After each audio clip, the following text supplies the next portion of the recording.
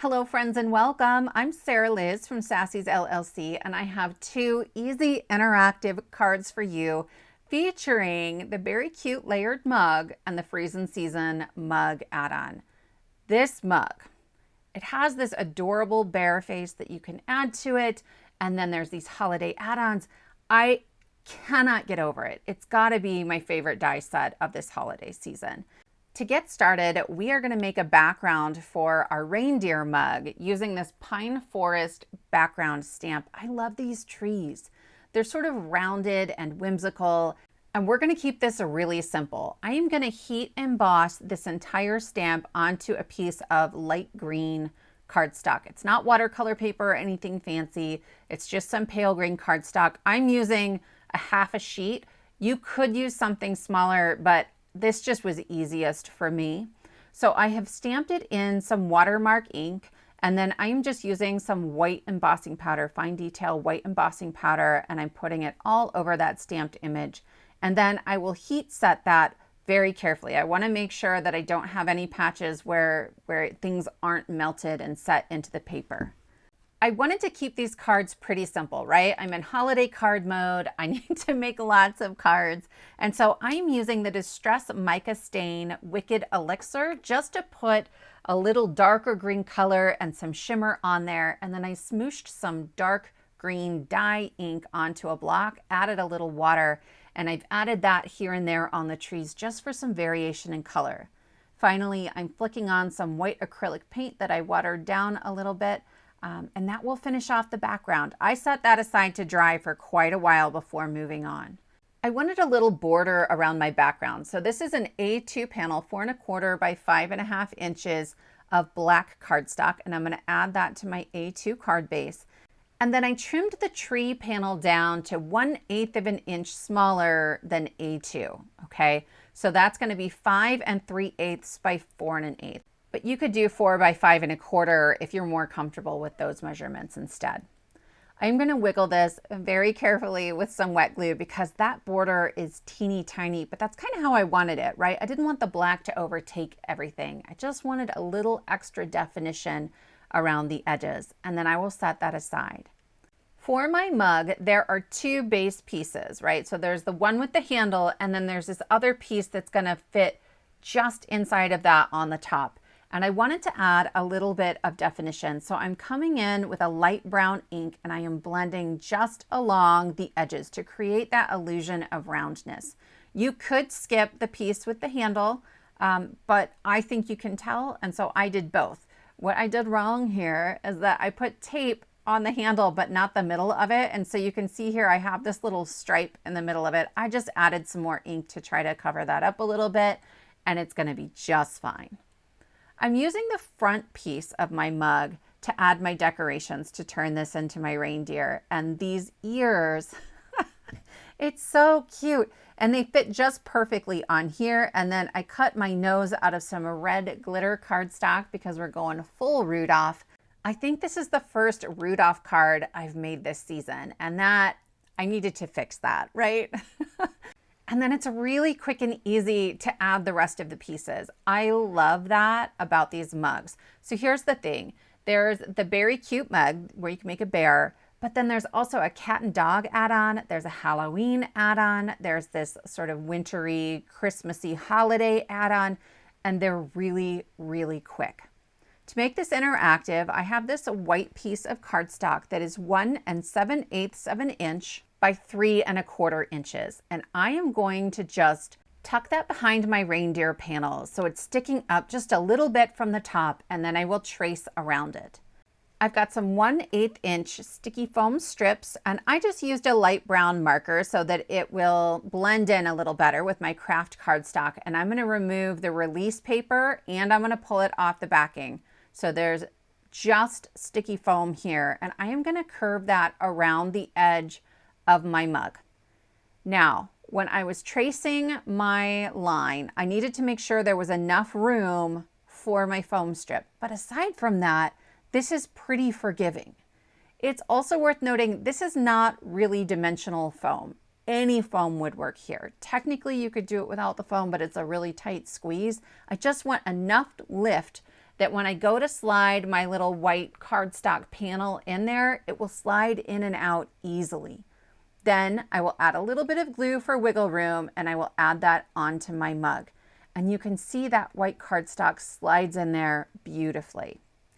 I'm going to leave it in there, and I am going to use a pencil to just trace a line right along the top edge of the mug. That's where I'm going to glue on the whipped cream, but I want to stamp a message. This is from the Insider Greetings, another favorite of mine from this season. And this one says, "Not even Santa could bring a better friend." And I just think that that is so sweet for a holiday card and something unexpected. I'm going to stamp that in black ink, sort of towards the top, but definitely underneath the pencil line. This leaves me just a little room to write a personal message there too, if I decide I would like to. Then it's time to add the whipped cream. So I'm going to slide this inside my mug, and I'm going to be really careful as I add my glue just towards the top. Then the whipped cream butts right up against that dark brown piece of cardstock. Then I'm going to add a second whipped cream die cut to the back. This does two things. One, it makes it look a little more finished, but it also adds strength to this whipped cream piece, since that's what we're pulling on as we're taking this out of the mug and putting it back in there. And so that extra stability really helps. I'm going to figure out my greeting before I go adding my mug to my card base. And I am using this North Pole Gnomes. I love this stamp set. This has a lot of images that are very similar to what was in the Stamptember set. So if you missed out on that, definitely check this one out. It's so stinking cute. I'm just using the Merry Christmas today. And what I love is that there is a die for the greeting, and it's going to fussy cut that for me, and it's going to be perfect and really easy. So I stamped that with embossing ink, and now I'm heat setting some white embossing powder onto black cardstock. To remove that extra anti-static powder, I'm just using a soft white eraser. I find that this works really well, especially on my dark cardstocks. And then I will use the die to cut that out, and it is ready to go. I'm just kind of checking the placement of where I think I want my greeting. And once I'm confident about that, I will glue down my mug. I am adding glue only to the craft cardstock of the mug. I do not want to glue down the whipped cream, right? Since we're going to be pulling that in and out. And I will press down carefully on my mug to add it to my card, because there is just that little bit of lift from the foam tape. Then I'm going to add my greeting, just kind of overlapping the mug a little bit down towards the bottom left. And that finishes up our card.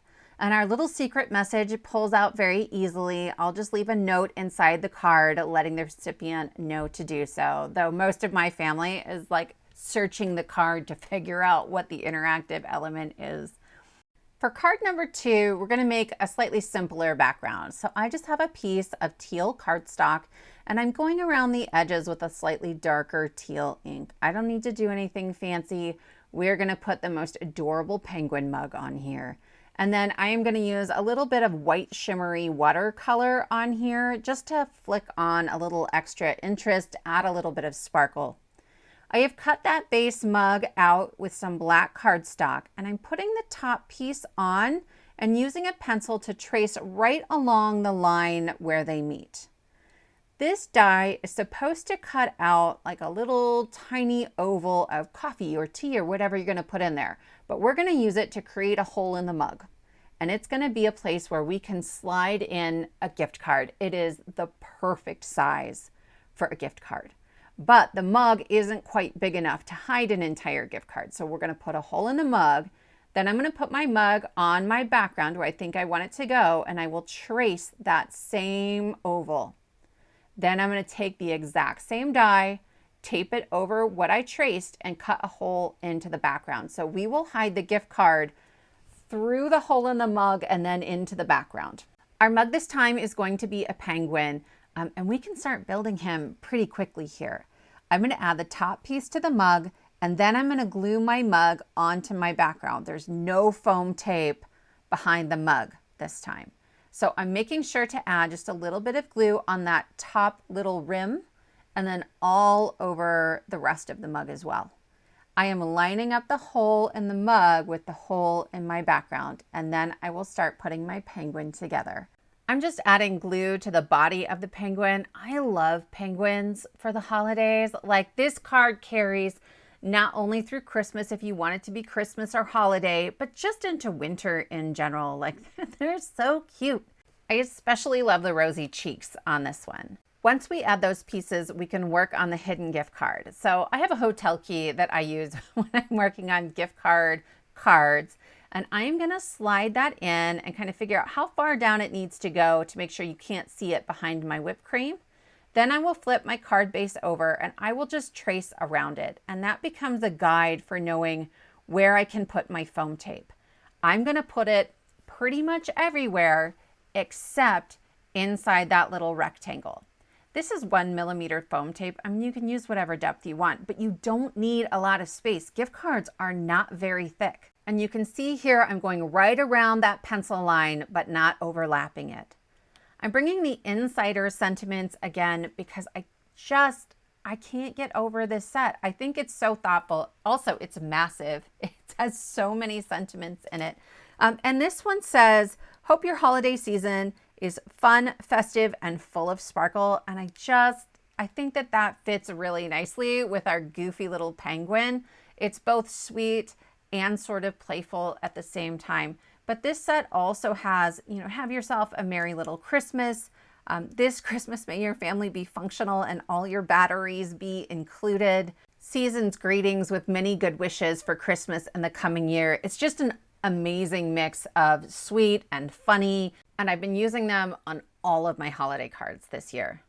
So I removed my release paper and then I just added a little wet glue for wiggle time, and then I will add this to my card base. It is upside down in my MISTI, and I will use that corner to line everything up and make sure that I get it in there just right. To add my whipped cream to my gift card, I have added some double-sided adhesive to my gift card, though certainly you could add it to the whipped cream. It doesn't really matter either way. It'll come off the gift card just fine. And then I've doubled up my whipped cream die cuts again, just because I want it to be a little sturdier for when we're pulling that in and out of the card. You could also add the word pull onto the whipped cream using the Paper Crafting Magic stamp set, but in both of these cards, I'm using a specialty cardstock that would have made it hard to stamp that. But something to think about. Then I am bringing in the Simply Sentimental Merry die set and the coordinating stamp set. I love this new scripty font. Like, it is so beautiful. And especially with the everything. I love the phrase Merry Everything anyway, but these two nestle together perfectly.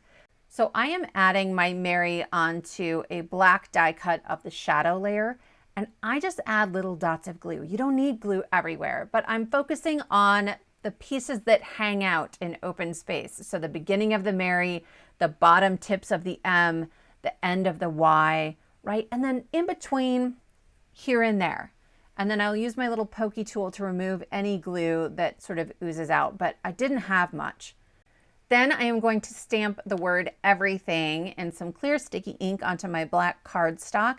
And I will use some fine detail white embossing powder and heat set that. I really like the black and white with the penguin. You may have seen earlier I had it stamped in black on white cardstock and it just didn't stand out enough. So I was really happy with this combo once I got the heat embossing done.